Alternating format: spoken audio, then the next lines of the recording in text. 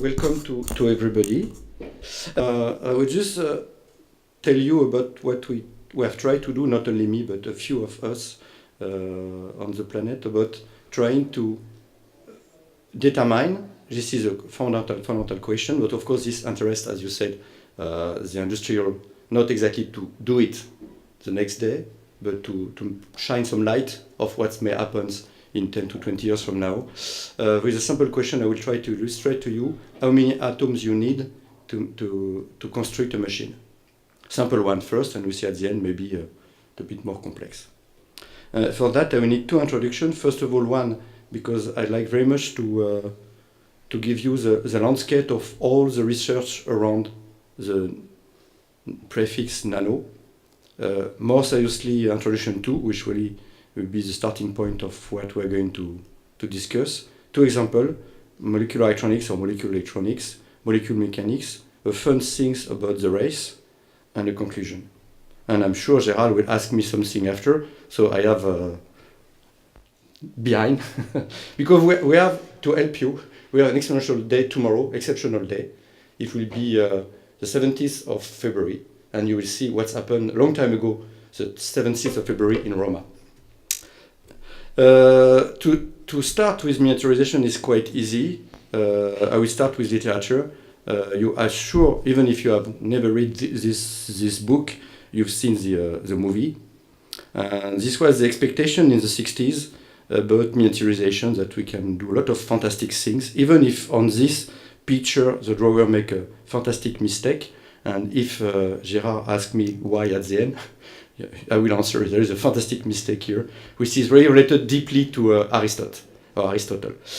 Anyway, so this is an illustration that in those days, in the 60s, people dreamed to miniaturize. And of course, if you jump now to what we know, a chip in our days, this looks like a fantastic painting. For those who are more specialized, you can recognize the memory part, the calculating part, and the address part to address the memory. And this is about 1 centimeter. And if you etch all the inserting part, you find such a thing. This is one from my days in IBM, and only representing here some connection and some back connection at the top. And if you look the measurement, in our days we are about 25 nanometer. This gives you a number of zeros where we are. Alan, I'm right? 25 nanometer? 14. Wow, they are very good in Soitec. 14 nanometers. So this is about the landscape on the complex stuff you can find when you miniaturize. And this belongs to a full train that I represent like that. You come from the top and you go down by different type of tools to reach down and down and down an aluminum scale where I pile up some atoms here, restricting some width, because I don't want just for the function, for example, a wire. Maybe metallic wire can be a pile-up of some atom in the cross-section. And this usually is performed by a very old techniques, which is etching or sculpturing with optical lithography, electronic lithography, or even nano imprint. All of that is really a very old technique, and if you go back in history of science and technology, you will see that one of the first one which have used this technique of etching, masking, was Joule, to measure the famous equivalent between work. He was etching a little pipe of glass using a knife to mark and to compensate the different section of irregular glass pipe for the thermometer. So it was the first one people etch with a kind of lithography. So this is really something that everybody knows. You can do it for macromechanics, microelectronics, nanoelectronics, and so on and so forth. And you have the other trend, which is if you have a pile of atoms, you can build up materials with a lattice which is larger than a single atom or a single molecule. And the best known example is graphene, which is the unit cell is quite larger than a single atom.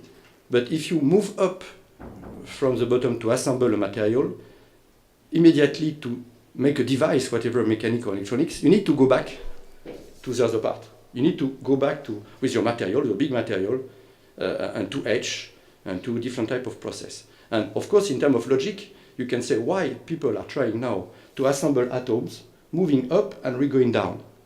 So why not remaining down for the function? And of course, life is doing very well.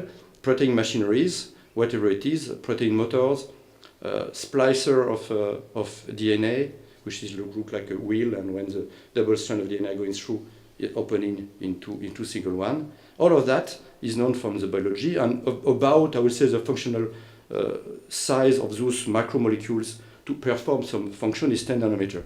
And this was also coming from the 60s, which is funny, nature of science. Paul Boyer, which got the Nobel Prize in 1997, anticipated that the change of conformation of proteins are explaining many vital phenomena.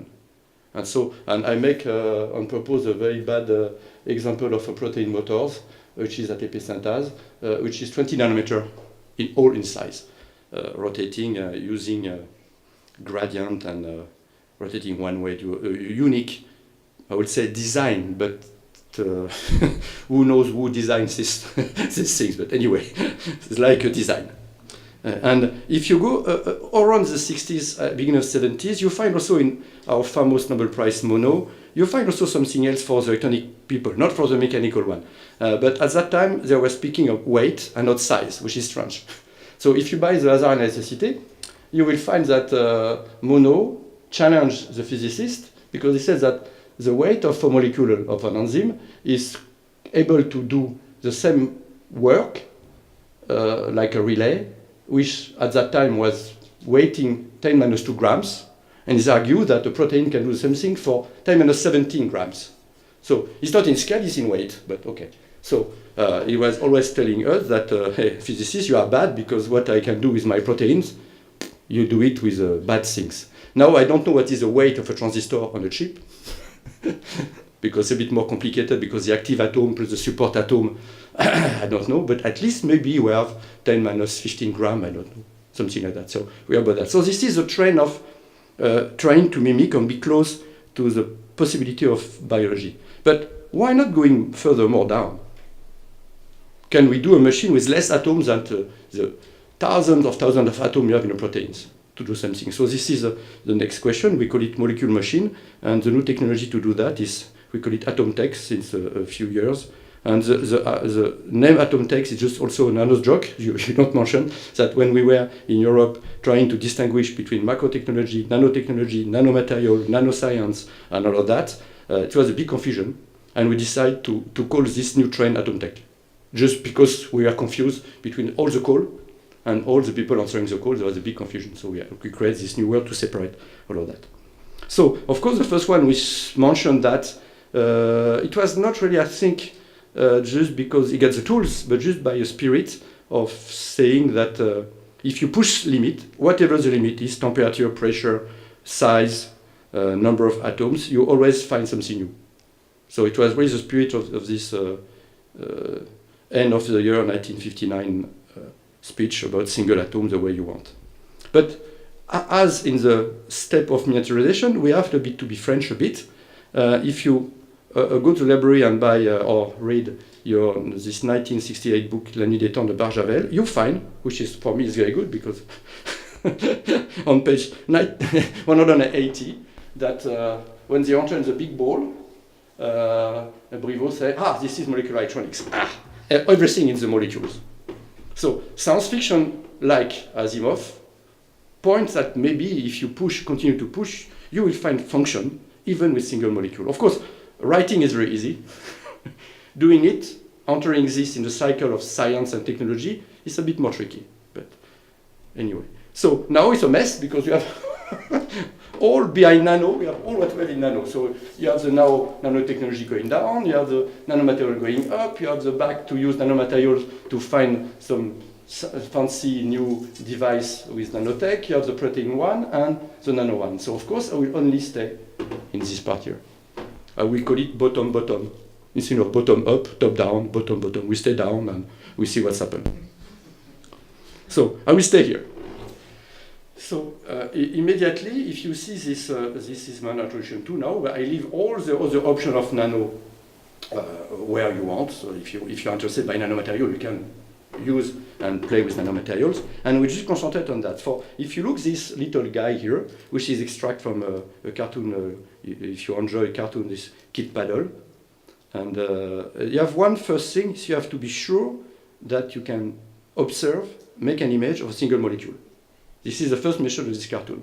And Feynman, strangely enough, in 1959, argued that if you read completely the text, that you have to improve the electron microscopy to see molecules. It was a bit wrong. Since I have 2 Feynman Prize, I can say that Feynman was wrong at least. It's not.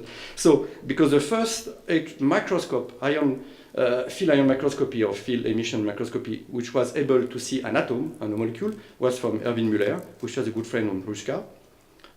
Using, if you have a tip here, you have the screen here, you absorb what you want to see at the end of the tip, you cool down a bit, you project, and if you bring some helium inside, the helium will be ionized and projected here, and projected on the screen, and you see those marvelous images that we were all seeing in the 80s, 70s in all the textbook, which is this one.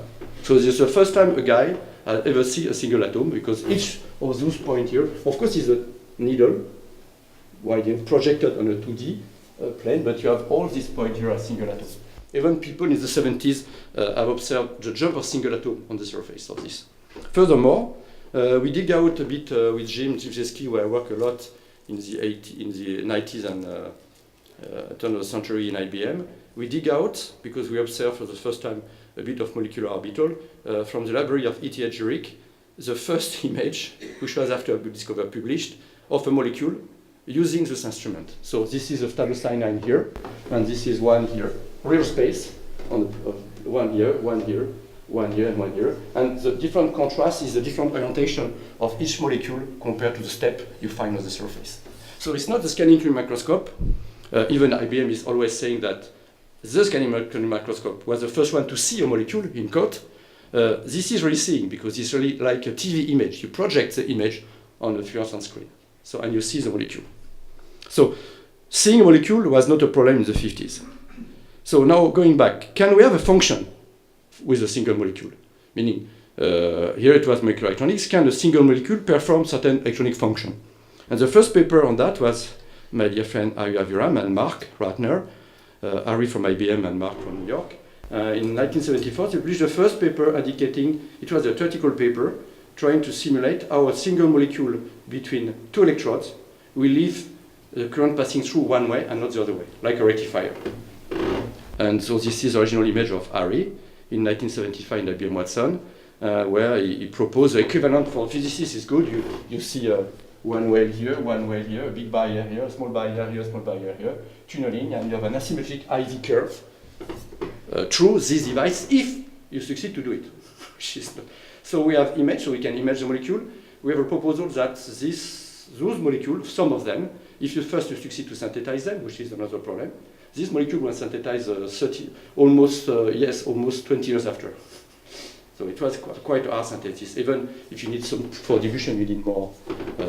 It's a donor acceptor molecule, but not very soluble. So you have these 2 things. So one thing was missing, and it's why this Ari Aviram molecular electronic project was killed in IBM, because you need another point. First of all, one thing, if you compare to what IBM was doing at that time, I rather prefer in terms of miniaturization to do that. Okay, but it was almost impossible to do this with single molecule, simply because there was no technology to connect a single molecule. And even again on this diagram, there is a mistake. This is extracted from the PhD thesis of Ari, circulating internally in 1975 inside IBM. And you have the same mistake that Asimov mistake on the submarine. So I leave you to track what is a mistake on this drawing. Of course, this is not a mistake, but here you have a little problem. Linked to the way Aristotle was considering what is material. So here we have to do that. And we have no tools at that time to do that, and it's why the Ari Aviram project was killed in IBM until the next event, as usual. So by the way, this is about 2 nanometers. So at that time, having a lithographic tool to fabricate 2 metallic electrodes separated by 2 nanometers with abrupt edge to be able to get the molecule between the 2, it was impossible. But, of course, as usual, when something is impossible, behind, 20 years after, whatever, a new tools appear, and the new tool was a scanning curie microscope invented by Gert and Binning and Heini Rohrer, which got a Nobel Prize in 1986 for this new microscope. And this is good because this is also an indication that each time you invent a new microscope, something will come out 10, 20, 30 or 40 years ago. Remember what's happened with the invention of the optical microscope. One thing I like is baby disappear from the spermatozoid. If you look at the literature in the 16th century, 17th century, 18th century, a baby was always drawn inside the spermatozoid. And so this and spontaneous generation disappeared too, thanks to Pasteur, and thanks certainly to the invention of the optical microscope. Here, you have the same thing for electronic microscope. You have the same thing for the X-ray, which is not a microscopy in code, but in the virtual space. And this is the same thing for the scanning microscope, opening new things. We don't know the conclusion of the end because it's too early, but at least a few things help us by the invention. First of all, to remember to you, the scanning microscope is a tip, a scanner. So you have a tip here, a scanner. You scan on the surface. You have a current passing through between here and here. And the scanner here is controlled by a feedback loop. And the tuning electrons are between the tip and the surface, due to this tuning effect. When you bias the voltage, in fact, natively, if you don't bias the voltage, electrons belonging to the tip hesitate if you are too close to the surface to belong to the surface or to the tip. And both ways. So you have no net current created, but this fluctuation, quantum fluctuation exists. If you put the voltage, of course, you help one side or the other side of this hesitation. I will call quantum hesitation. If you want. And this, by scanning step by step, you can reconstitute step by step the image by using the error signal or your feedback. Because the tip must be scanned with a distance which is normally below 1 nanometer from the surface, 0.6, 0.7 nanometer. Now the best instrument, the noise recorded here, is 2 picometer. Explaining that you can really bring the tip nearby to a single atom, to a single molecule, and play with the interaction between the tip and the molecule. And so this is one example of pocket side in IBM Zurich, when we recognize the tip, the sample here, the stage for anti-vibration and the approach of the system. And so one image I like, because you see all the detail here, is a nickel surface. Each big ball is a nickel atom. The distance between two is 0.2 nanometer, and you can really recognize the stripe here, which are the scanning of the tip. And the image is just a reconstruction, as the satellite was scanning over the Earth, and you reconstruct the image. So this is really, you can count the number of scans on a single atom. Even here on this one, I think you have about 10 to 15 scans passing over one single atom. Meaning that compared to a projection microscope, you can stop the tip at any point with a very good precision and to start to indent, to interact, to manipulate with a single atom. And of course, this happens by Don Eigler, which succeed to write at low temperature IBM, just like playing by soccer. You trap the xenon atom under the tip, you move the tip, and the xenon atom follows the tip. In fact, quantum mechanically, what's happened is that the xenon is trapped on the surface in a potential well, and when you move the tip, the potential well is displaced, and the xenon has no way either than to follow its potential well. That's all. If you push too much, of course, the xenon atom escape.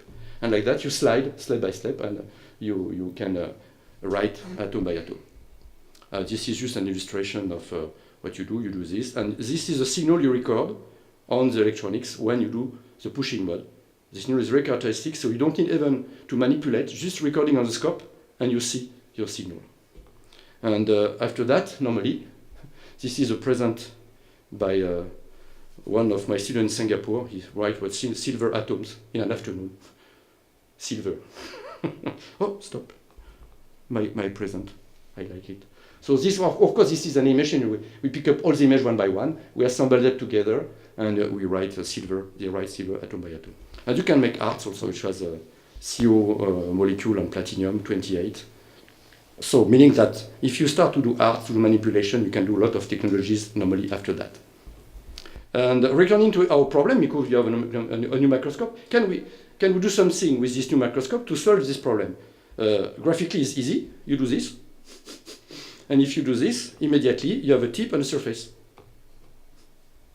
And this was my postdoc game with this silly instrument here, which was, anyway, one of the first circulating IBM coming from Zurich. I was in charge to build up this silly instrument, stabilize it, and bring the tip over a few molecules and go down and record whatever we can record when we increase the voltage. And we record something, we retract the paper because what we record was not exactly what we think of, but at least this is good in terms of experiment. So we can really, ideally, bring the tip close by on a single molecule, increase the voltage, and for example, in this case, what we were trying, Aviram designed this molecule, was to bring the two hydrogen up and down in this salicylic molecule, and in this case, find a different IV curve up and down the two hydrogen. As you can read the paper, we retract the paper a year after because something. But anyway, on the progress, we can also show we can not only manipulate single atom, but we can also manipulate big molecule, which is one here with 4 legs, by pushing on it. So this was in 1996, and also importantly, toujours in UHV to preserve the surface quality, but at room temperature, because the molecule was so large that with the 4 legs, the molecule is not diffusing at room temperature over the surface. So you start with an accumulation of 6 molecules like that. Those two are supposed not to move. These two is just a characteristics to coordinate the other one. And step by step, first of all, you bring the tip inside to explode the cluster, to have access to each of one. And after, step by step, you push and you reconstitute a cycle. So this is remanipulation, and this about also for this one is about an afternoon to at that time to manipulate and write a cycle with 6 molecules. So we have a fantastic tool. You can bring the tip very precisely on a molecule, you can manipulate the molecule, you can manipulate atoms. So we first do molecular electronics. How many atoms you need to build up a computer? And thanks to the kit paddle guys, I can use that. So easy. Get, for example, a simple thing, which is an A plus B digital alpha adder. You A and B, and you want the carry and the sum. In terms of diode, it's quite complicated if you look carefully. And of course, if you follow the Aviram way, you have to substitute each molecule by a rectifier. But if you do that, as electronics were knowing in the 70s, you have 2 layers of diode, as they said at that time, and at the end you have no signal, because the current to a molecule is very small. So if I pile up 2 layers of logic diode, you have no current at the end. So they were knowing that also in the 60s, because you have a transistor here. The transistor is to make gain, because you lose the current through the diode, so you need to amplify the signal before catching the next one. And it's why on this card here you have a lot of transistors to restore the signal, each layers of diode. So obviously we need the same thing at the molecular scale to have gain. So it was not obvious compared to the proposal of Aviram, can you have gain with a single molecule? Which is, after all, a question if you make a function at a single molecule level, not only rectifying, but also amplifying the signal. And so, easy. If you draw it, it's easy. You have a molecule, you have 2 electrodes here, 1 nanometer, something to gate, and you have a V out here, and V in at the beginning. So this is an original drawing we've drawn in IBM in 96. And so now the machine improved compared to the previous one. This is fantastic low temperature machine. You have fantastic STM pocket size. You can recognize, if you see the tip here, the surface here, the piezo, very stable one. This one may be a few picometer stability also. This is the technology of the day, improving compared to what the one I used in 86. And the experiment was quite simple. Now if you look like that, it's very simple compared to what we know. You have a C60 molecule. We select the C60 because it's larger than a single atom and it's flexible. Meaning when you push on the C60, you can detect if you touch a molecule or not. If you push on a single atom, either the single atom will escape and you have nothing, or you cannot touch it and the contact is not very good. So we select C60. So the parameter important is S, the distance, low voltage to avoid to be in the state of the molecule, and you record the current in function of the distance S. And so this is the image to convince you that you have the game. And this is the characteristics IZ curve. And in fact, nowadays, it's also those characteristics are very important because you have to tell you the story nowadays. You have the same problem now to understand the contact of single metallic atom at the end of a tip with a single dangling bond on the silicon surface to make atomic scale circuit. So this is almost the same type of experiment, but more precise at that time. So you move up. So you have the tuning current, the contact resistance, meaning the maximum of current for the minimum deformation of C60 is here, 55 milliohm. And after you saturate, because you close the molecule, you compress, and you have almost one channel of conductance.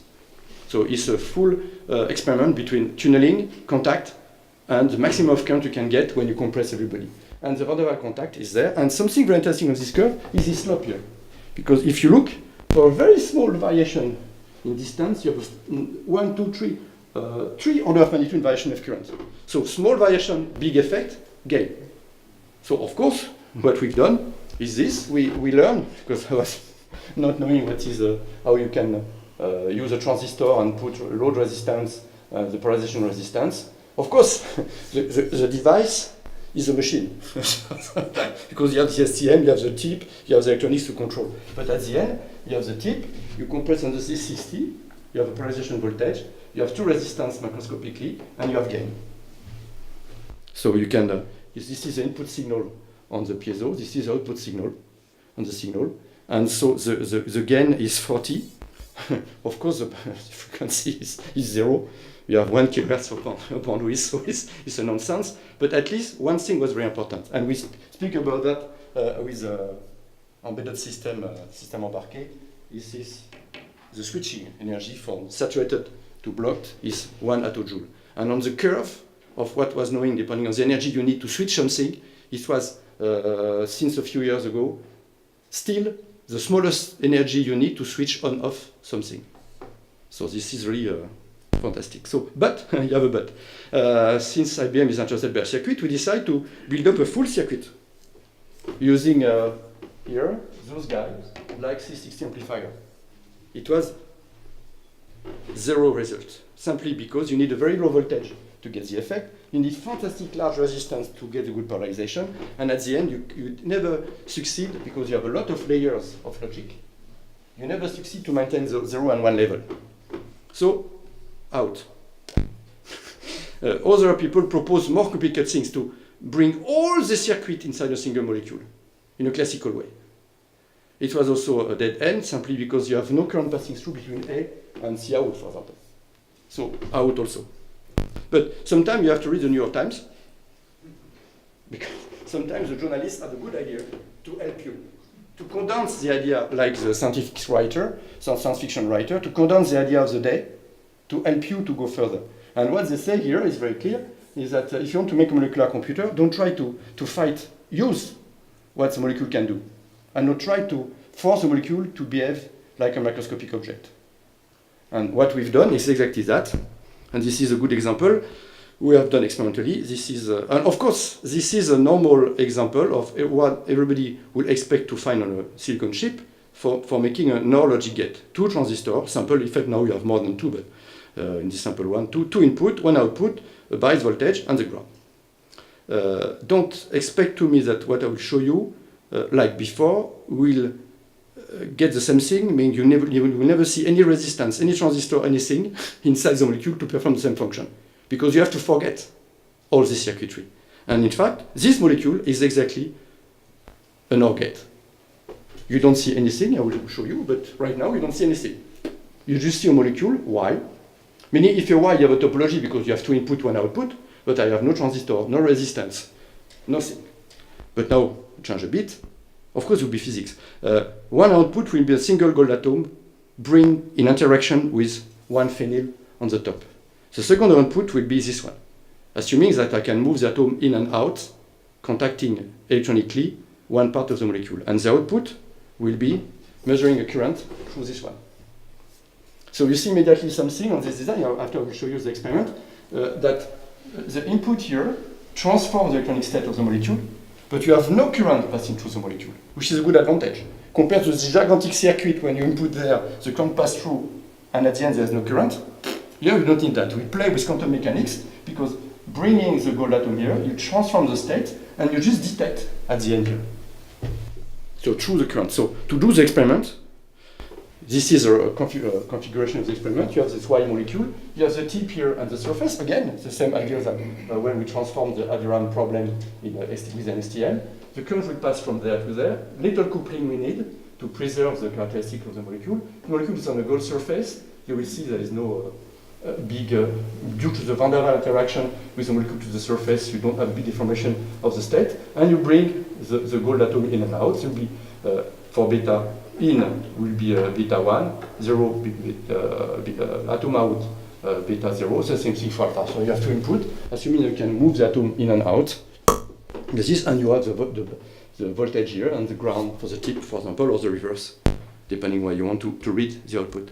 So this is the landscape. You have the gold surface, low temperature. You have a few gold atoms, the molecule there, and you can manipulate. In this case, I will show you. You can manipulate the molecule towards the surface, towards the gold. Okay. So this is really the manipulation you can perform, meaning that you can at the same time manipulate gold or molecule if your tip is good. And at the end, you have this one. You have usually the two gold atoms. You have the molecule here, and the gold atom to be sure where we are. This one we will move, and after we move and we play. And so I have no time to show you. You go in the paper. This is good. So the equivalent quantum diagram in this one. You have a 6s gold atom orbital, 6s gold atom orbital interacting with the three effective computing state of the molecule here. You have the tip here, the surface here, epsilon, which is a low coupling to not to perturb too much this one. And if you do that, you can show that really you can get on the spectroscopy at a specific voltage, minus 1.5 volt, you can get a no answer, meaning the level of the molecule are moving according to a truth table, depending on the input. So you're making logic, but not logic as we do normally by piling up. This is new type of logic, and we call it QHC, quantum Hamiltonian computing. This stuff, and this was done in the ADMOL project.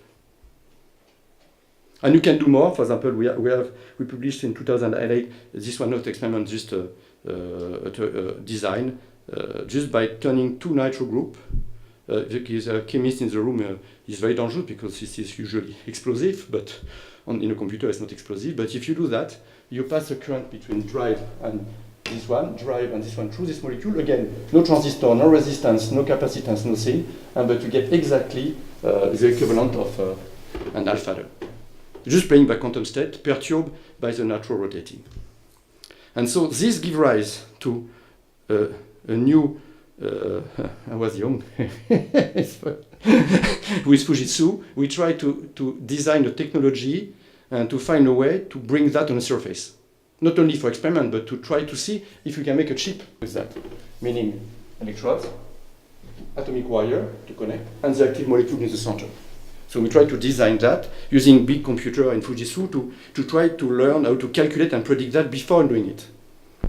At the same time, we succeed now to implement a logic gate with dangling bond extracted one by one from a silicon surface. This is the silicon adjointed surface here, hydrogen silicon dimer, and we extract 1, 2, 3, 4, 5, 6 hydrogen atoms to make the logic gate. We put the tip here, and the input are just for this case extracting or not extracting 2 hydrogen atoms. And you have also a logic gate demonstrated on the surface. And at the same time, people in the US are now trying to develop a specific software to control automatically, atom by atom, the writing of STM, scanning microscope, to write this in an afternoon. You program on the computer, and if you look carefully here, you don't see it maybe, you see the rows of the silicon hydrogen dimer. And so the pixel, they also write the Obama portrait, but okay. The pixel is not exactly precise, but if you look, the pixel is 2 to 3 atoms. And this is the tip is just doing that automatically. So this is the technology is progressing, and we have a patent now to show with the Leti how we can package and do a chip with this one. The patent was first established in Singapore, and now Leti is finding a way to do it. This is the idea of back interconnect. You have to leave the surface free for the device. You pass through the surface for the interconnect. Like this, you have the atomic scale one side, a nanotech or whatever on the other side. And you pass through it. And the minimum distance between two pads are 30 nanometers to pass through it. So the technology is going on, starting from just a funny physical experiment for electronics. Now mechanics. You were so long that I can explain. Mechanics. So I leave electronics. I can speak for a lot of. You have a lot of experiment with single molecule electronics now with atoms. If you look carefully for electronics, molecular electronics was maybe the door to enter the game, and now we try technologically on the surface to play with the quantum state of the surface to do the same things that we find on a molecule. Because in terms of technology, Alain will say yes, it's maybe better to use the surface and not bring molecule more on it and just play what we have on the surface. Because this molecule is more complicated. Maybe for the input sometime, but for the circuit itself, or what you call circuit in code, it's maybe better to extract atom one by one and play with it. Certainly with the Zyvex software, plop, plop, plop, you can. By the way, Zyvex promise, like any US company can promise to go to the moon, that in a few years they will succeed to extract 1 million atoms per second. I don't know, or in parallel, whatever, so this is the problem. So they go to the moon as usual. So now mechanics. The same game, how many atoms to make such a fantastic simple two-gear system, even a motor or whatever. So again, this was not on purpose with the example with Jim. We are just trying to understand what is the contrast of imaging this molecule on the top. There, we make a monolayer on the surface. This is the extraction of what we're supposed to be the exact configuration of the active molecule, because you have other one, but you just extract the one. The central one is there with the cycle. There's the molecule here, a little bit empty space, and we are not bad and not good at the same time because you have holes. It's not an homogeneous carpet. You have some holes in it, and this was a very good chance, because if you do some calculation and if you compare the position of the molecule in and just shifting one that is constant, and if you run the computer for molecular mechanics, you will see immediately what's happened. If this guy wants to go, this molecule is more free to rotate than this one here. In fact, the potential barrier of rotation is very low here and is very large here. So here you are blocked, and here you are randomly rotating. And if you do the image, it's like a random rotation. And since the STM is very slow to scan, the scanning through microscope is not able to follow step by step, and you have like a bicycle wheel rotating. And so this was the first evidence that and in fact you can go back. If you push with the tip, you can stop the molecule again. And you can also pulse to transform the legs, and also the molecule stops. This was the first evidence that you can put in rotation or stop a single molecule on the surface. And so this was fun. Of course, we received a lot of letters saying it's impossible to do that because you have only one reservoir, so perpetual motion is impossible, whatever. But anyway, it was not in the paper, but at least randomly, this molecule rotates, like a girouette. Girouette in English, okay. And so if you do that, you try to go further. Can we do a real marking of the molecule with a tag, bring the tip to rotate step by step, and follow the rotation, and find also an axle? Because in the previous experiment, the stator was just a cycle of molecule to block the diffusion. In fact, if you interpret more carefully the experiment, it's like a constrained diffusion because molecule cannot escape at room temperature, so just rotating using thermal energy. So you have no axle. Here, we handle the next step is, can we make an axle? Can we tag the molecule to follow the rotation step by step? This was a very long process in terms of chemistry with Jean-Pierre, you mentioned André Gourdon, to try to transform the molecule to tag, to really mark one leg of this molecule. It's like a gear, and you decide to, after a back and forth with the computer and chemistry, to put the two nitrogen here to mark. And in fact, it turned out that these two nitrogen exchange a bit the electronic structure of the molecule and give you a little tag here, depending on the voltage, and suddenly you have one resonance anchoring somewhere here where the two nitrogen are. So this is very good because when molecule will rotate, you can follow the molecule. After, you have to do the experiment, so find a good surface, it was goal, find the way to have the axle, so it will be a single atom, and at the same time pile up the molecules. So you pile up lots of molecules there, and you have the constitution of gold here, and plus a little either empty or either full, and maybe one single atom here of defect. So you can first analyze this defect. So here is the defect, zoom in here, and here's the molecule. Of course, what I will do, I will mount by manipulating the molecule on the single atom. And so for that, you need to look the landscape to help us to understand. And this was a very hard work to try to do atom by atom position extraction of each gold atom on the reconstruction of sideways. So each green point and blue point are the exact position of the atom. I don't show you, but you can imagine if you move the tip down very close, you can see all the gold atom one by one, and the position of the defect. And by the way, this is the defect, the axle, which is only in apparent height 1 point something angstrom. Not a very high axle. And after that, we mount, we bring the molecule on. And what we do after, this is, by the way, this is a full image, I forget. I put the full image where you see the gold atom, the reconstruction, and the gear. Plus in the center, the atom, which is the axle, and you see all the legs.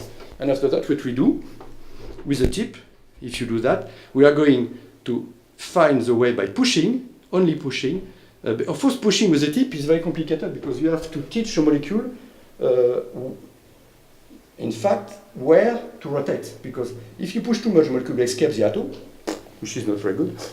And if you don't push on the good point, the energy you will provide will just be dissipated, and the molecule will not rotate. So it's a way to learn the molecule and to teach us also where to go. So all the small green line you will see is the exact trajectory of the tip to provide step-by-step rotation. If this one wants to start. Okay, proof. And this is the exact position where you say, and you follow the tag is still there. You have always the tag, and you rotate. And you can do step-by-step rotation, see the number of stations you have on the molecule, and we find 9 stations of positioning step-by-step the molecule. And this way we get the Guinness Book. If you go the page after, you have the largest pizza eater on Earth.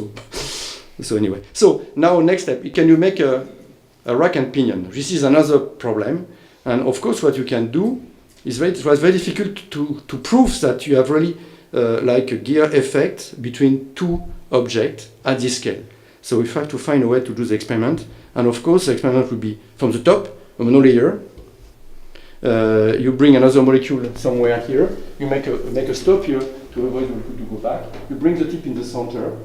You move one step. You make an image. Move another step, make an image, and see how this molecule is rotating. Because you see you have a slider-like stuff here, a little kick here, and so on and so forth. So we saw the experiment. We do step by step. This is quite a long experiment. So this is starting point. The arrow is just give you the rotation of the molecule with the tag, and you can I can do very fast. You don't see it. And now you can analyze step by step. You start here. You slide and you rotate. Here you just move up. You rotate a bit. After you slide a bit like this, but you don't move because it's just a sliding of the molecule along the step, and you continue. And you can make statistics. If really, I stop it here just before. You can make statistics to see really if the two molecules are gearing for each other and what is the mechanical effect between the two. If you can really build up a gear effect between two molecules. So this was fun. So now, mechanics seems to work. Even if you have some statistics, sometimes you have some surprise because when the tip goes inside the molecule, the tip apex is not exactly in the center. So sometimes the molecule goes the other side. But okay, I think I remember 40, 60. Or if you have a bicycle like Bertrand, it's not very good. But if you go this way and you go back, but anyway. And so, but still, you can do mechanics classically while pushing. More complicated was the question is, if you bring a current to a molecule without touching it, can the molecule rotate one way? So this is so we designed on the purpose. We need to move the rotor up the surface to be independent of the potential surface on the surface. To find a single atom here to have a vertical axis rotation. This was a ruthenium atom for its d orbital. Chemical chemistry, coordination chemistry is very good for that. And after the same tag, and we play. So the chemistry was very long.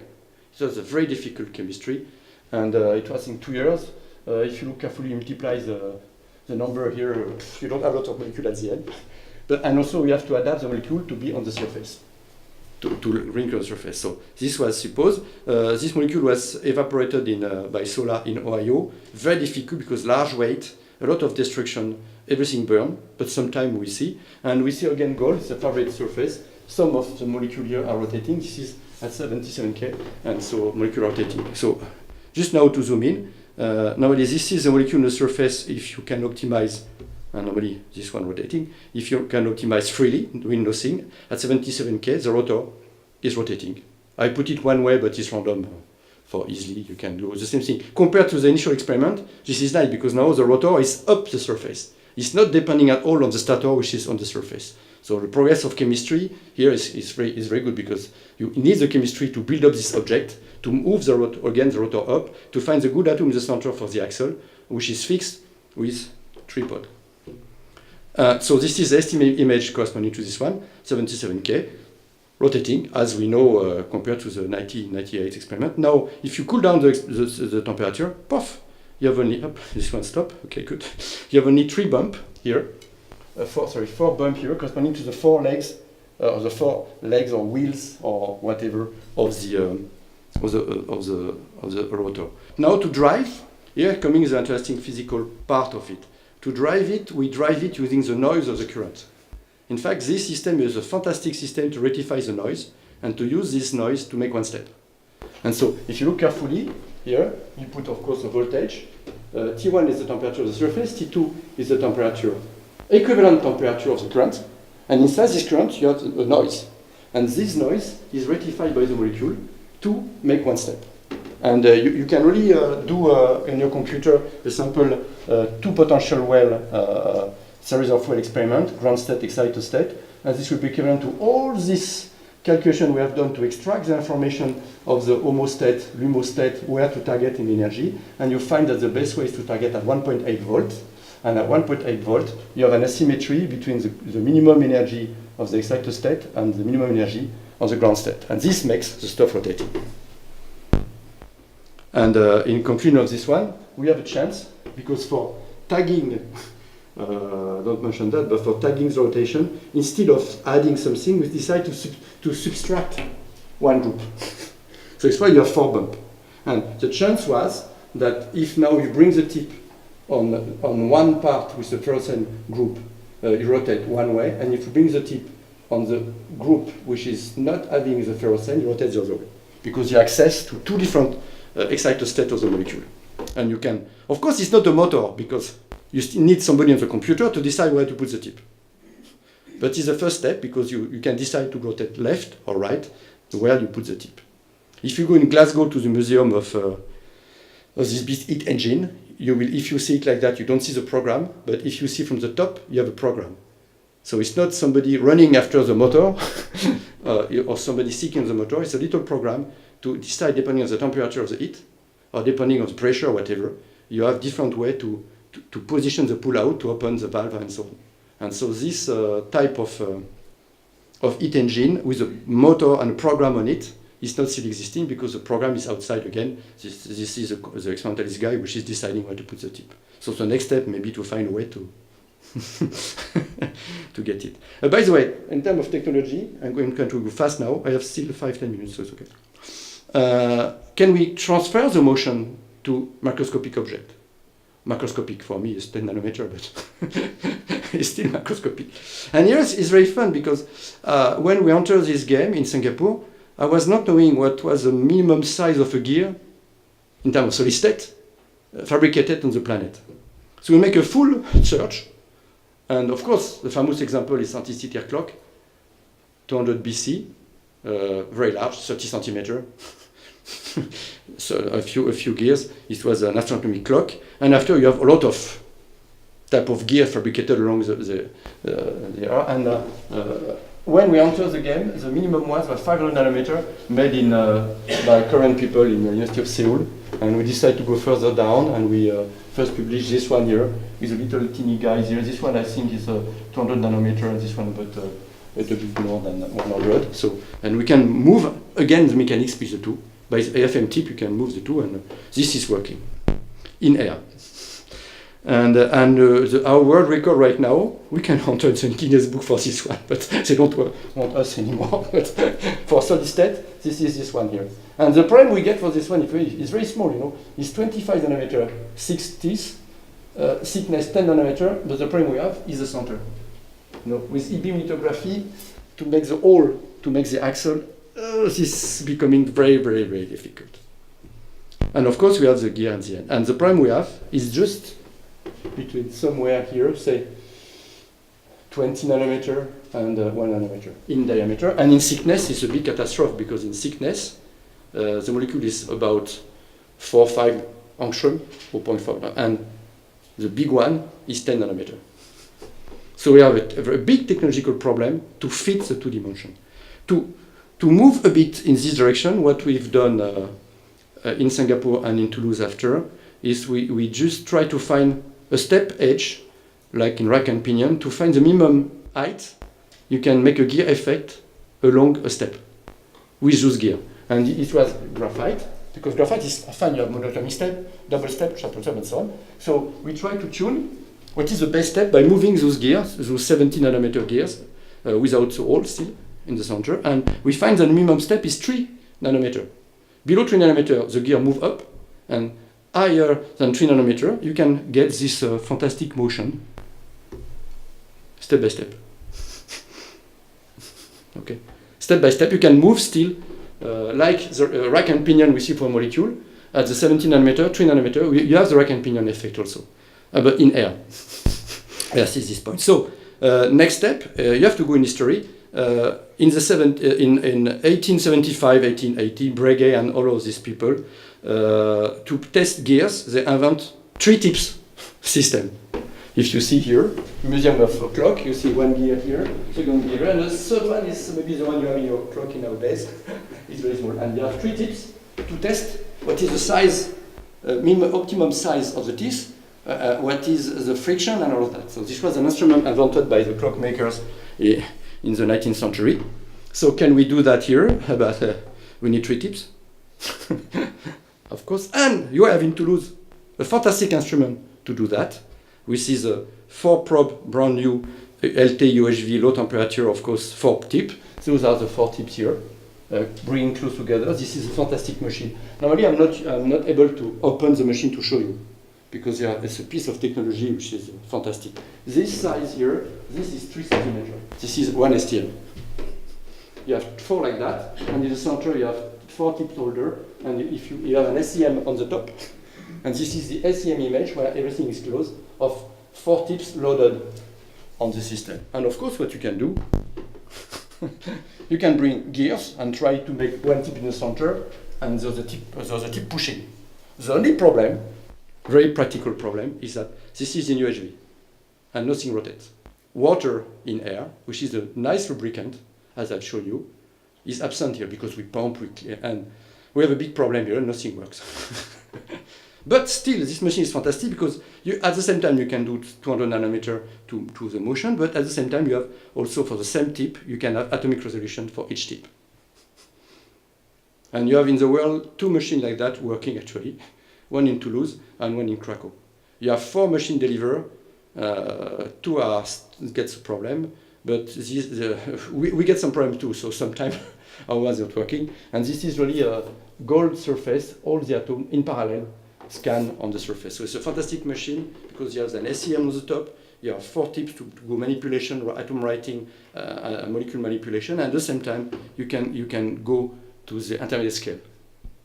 So this is fantastic. And if you have a machine like that, what you can do, if you have 4 tips, you have 4 drivers, you have 4 molecules, and you can call everybody to propose a molecule, a car, to move. And so this will be in October 2016 in Picolab in CMS. This will be broadcasted in Quai des Savoirs, and this will be normally broadcasted everywhere. And you have 6 teams registered right now. Our one is here. The one from the US is here. So the one from the US is the only one having a motor in the center. You have the 4 wheels here. Of course, it's 3D printed. Fantastic innovation from X-ray or whatever, going directly through CATIA, thanks to Dassault, through the 3D printer. And you have 4 wheels. The motor here is just a little ratchet going up and down, activated by the tuning electron. And this molecule is supposed to move step by step over the surface. It's supposed, because I'm not the designer of this one. So since I organize the race, I cannot criticize any of, of the team. So our one is this one. We have no motor, but maybe, okay, anyway. We'll see. So we have 6 plus 2 coming. This one abandoned right now, but anyway. And 5 are still, and they are all coming. They are all coming to be trained on this unique machine, the 4-probe, months after months to be accommodated, to see if they can reproduce what they observe in their STM on our one. And Peugeot is normally the sponsor of our team. Toyota is the sponsor of the Japanese team. And the others, they're trying, Tesla may sponsor the German one. So it's, and we are expecting that, Gérard, we are negotiating for sponsorship. And so it's really a bit serious because you have a ACS Nano paper explaining in detail where we are in terms of wheel, motor, because you have different type of wheels. So it's becoming a very scientific and technological exercise to design the best car for the race.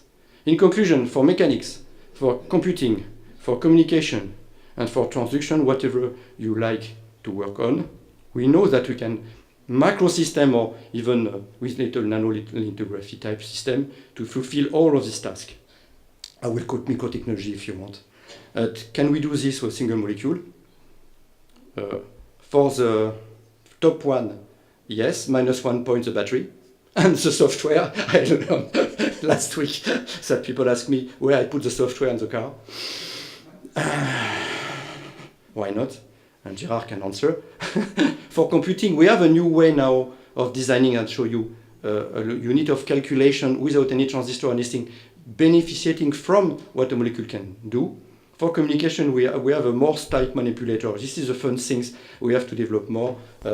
You can push or excite this one goes down, generate a surface electronic wave, which propagate up to 100 nanometer. So this is a fun way to propagate. And we can also make like an ammeter, like the ampere one, to unfortunately current rotate and detect a current inside the system, which is very fun. And this is all the people which work with me in Dresden, in Berlin, in Toulouse, in Tarragona, in Singapore. I don't mention the MANA project, which was something else going on. And this is a lot of people which have helped us to work, because the new building at Picolab. And also we get a little project which was killed 6 months after with TSE about the interest of building stuff atom by atom. What will be in terms of economy, the change of technology and economy if you do that. Do you relocalize all the production indoor instead of exporting it? So this is a fantastic things, of course, in terms of sustainable development and all that. Anyway, and thank you very much for your attention.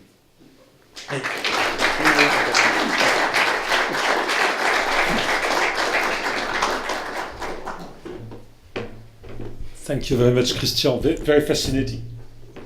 Maybe you should say where all that happens. Where is CMS? There is this logo that maybe. But okay. Where? CMS Yes. Is along the canal. Maybe. Ah yes, the ball. The ball. But everybody knows the ball, so wow, you can advertise about the big electron microscope in the 50s. Yes, it's a midway between here and downtown. Yes. When you ride your bicycle along the canal, and you see on the left-hand side this huge ball, yes. Which is the historical strongest it's the largest electron microscope in the 60s. We have 50s. One of the past director of the lab, Alain Claverie, so we can explain to you. But no, back to your topic, and I'm sure there are many questions. Yes, 59. Yes. Just yesterday. So Gérard, you want to start with the first question? Anna. At some point you were complaining that you were not having water and that friction was important. Could you tell us something more about what is friction in this game? What is the problem? But it's clear if you should summarize the question. Yes, the question is yes. The question is why do we need water to avoid? But it's clear. If you look this gear, the diameter of this one we tried to move was about 200 nanometer. The surface in regard between this surface and that is gigantic. So the van der Waals force is gigantic. So if you have nothing between the two, in fact you have a glue. Van der Waals is glue. Which is a spacing between the surface. Oh, but it's nothing. It's just. Yeah. So there would not be any space for water. Nothing. Too small. That means it should be higher, right? But we have to find something in the middle. I gave you a story when we tried to change from, because this one was, I suppose, on silicon dioxide. We tried to move on graphene. Even on graphene, when you try to move the gear, the only thing you do is you cut the graphene. So, by the way, this gives us an idea to cut the graphene to make a gear, which is another. No, you have a little problem of friction. It's not a big problem, not of friction, it's really an adhesion problem. It's an adhesion problem. You need an axis to put the wheel on top of it. Yeah, but but you need to lift up. And in terms of process, for solid state, is not so tricky. But we have some idea using a new microscope, which I was not aware of a few years ago, which is helium microscope. Because with helium microscope in a small gear, you can really etch in the center and be more precise in terms of the etching compared to the normal standard lithography. So we are trying with Japanese people to use the Zeiss helium microscope, which is a big another instrument, which is completely.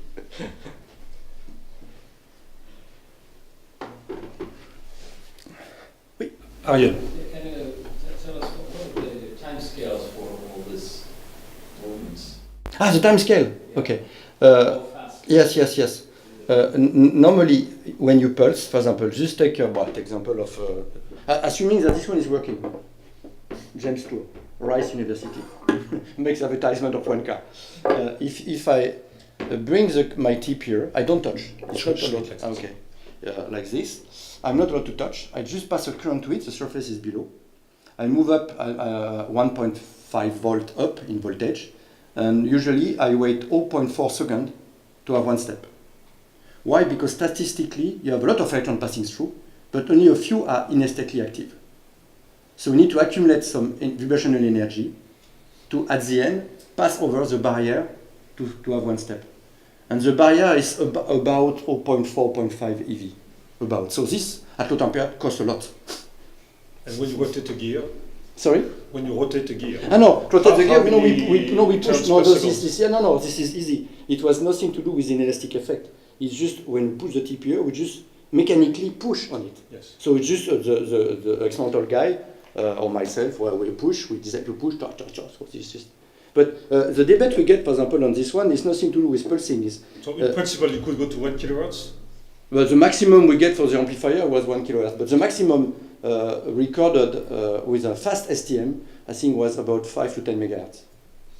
Maximum, the specific one with a feedback loop, filter, whatever, because you need really a feedback loop very active. So you can look the resonance frequency of the piezo and pass over each resonance frequency, analyze your system, and pass between two. And the maximum was, you have an image of 5 megahertz, but after it's finished. So 5 megahertz is... But after all, if you don't need the feedback, you can maybe work without feedback. This is quite dangerous, but if your system is very, very stable, for example, the new one in Toulouse, you can open the feedback during 20 to 30 seconds, nothing's happened, which is fantastic.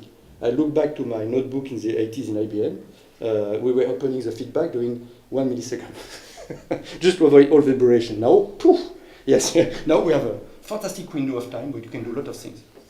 And because this progress of mechanics, engineering, design, vibration, and all that. So this is really... Maybe time for the last question, Gérard. Yes, your lab is in Toulouse. Yes. When you are coming from your lab to here, you are going through the bridge, which is called Giordano Bruno Bridge. Can you tell us a bit more about the story of atoms in Toulouse? No, this question was prepared together yesterday at 2 p.m. So about Giordano Bruno. Yeah, Giordano Bruno. But by the way, tomorrow you have to think about Giordano Bruno. Because Giordano Bruno was burnt in Roma the 17th of February, years 1600. Okay? And Giordano Bruno was teaching in Toulouse. And by the way, so if you want a bit of the story, it's for you.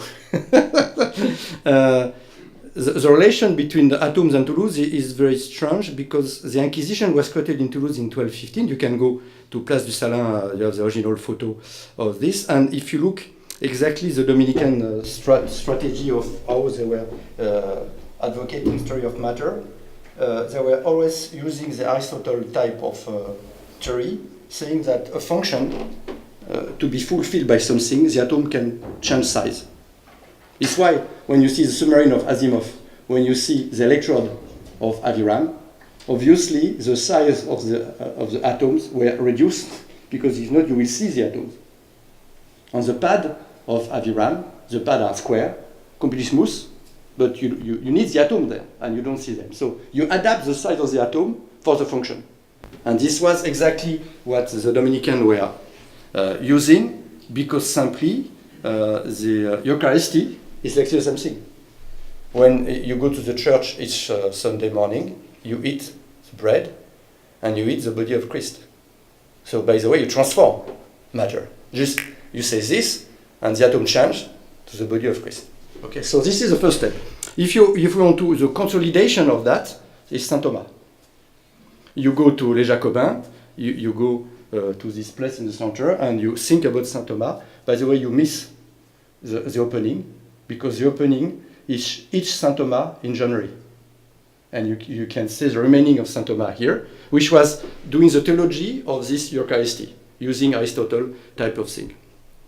It turned out that Lepage discovered the Lucrèce manuscript exactly in 1417, digging out the concept of atom. So fighting against all Democritus and Saint Dominic and that. And you have the translation if you want to see in detail. And Montaigne also was playing this. I like this sentence. If you look this one here, written exactly on the Democritus edition of, it's fantastic.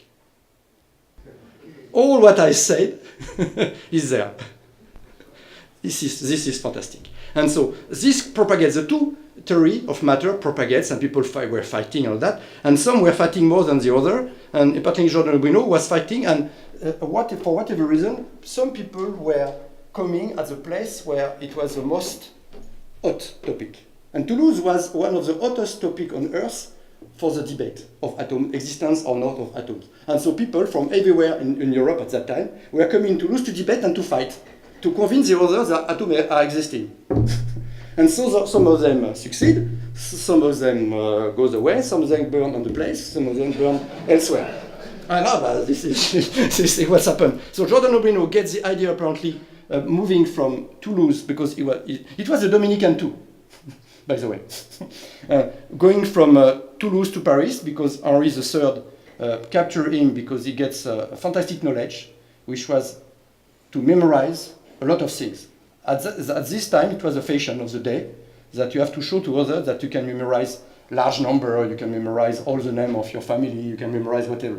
So Henri IV wants that, so pick up Giordano Bruno to bring it in Paris. And apparently during the travel, which was not TGV at that time, maybe 3 weeks or whatever, he gets the silly idea, and he wrote that each atom must have a soul. For Dominican, so this guy was burned. You can go Campo di Fiori in Roma. I was invited to go there tomorrow, but I said no, to celebrate. Each year they celebrate. And Dark Vador here is Giordano Bruno. And so you can read exactly why he died. It turned out that we have a good story about Giordano Bruno, which was teaching in Toulouse, that Giordano Bruno applied for the position in Padova, which was after occupied by Galileo. Because this guy died, of course, so Galileo applied and gets the position. But who knows if both were alive at that time, who would get the position. And another one, Vanini, we'll come to this one, was I think the last one in Toulouse, which was burned, tortured, alive, the tongue cut and all of that, believing also in atoms. And it was not exactly that too. It was because it was in love with one of the capital wife. But anyway, so so there was two. The story is not exactly clear. But in this writing is also mentioned that everything in a piece of herb. So life, everything is really inside. So it's really a good story for Toulouse. And after that, I think not a lot of people were coming to Toulouse to try to fight. And a bit of science and chemistry disappear from Toulouse. And we have to wait for Sabatier to have the full raise-up of chemistry. Even Sabatier gets a trouble because when he made his PhD thesis in Paris with Berthelot, for whatever reason, actually it's very strange, this guy selects the worst place because Berthelot was not believing in atoms. And even he wrote a little, not a law, a decree, forbidding to teach atom at school. And so Sabatier went there, and you have to select between Pasteur and Berthelot, and he selected Berthelot. It would be better, anyway, for crystallography and crystallic structure, it would be better to have Pasteur, but anyway, and in the writing of PhD thesis, long after Vanini and all that, Berthelot asked on purpose Sabatier to suppress all about molecules in all the interpretation, and at still you have substance, which is not exactly the same. That's all for Toulouse.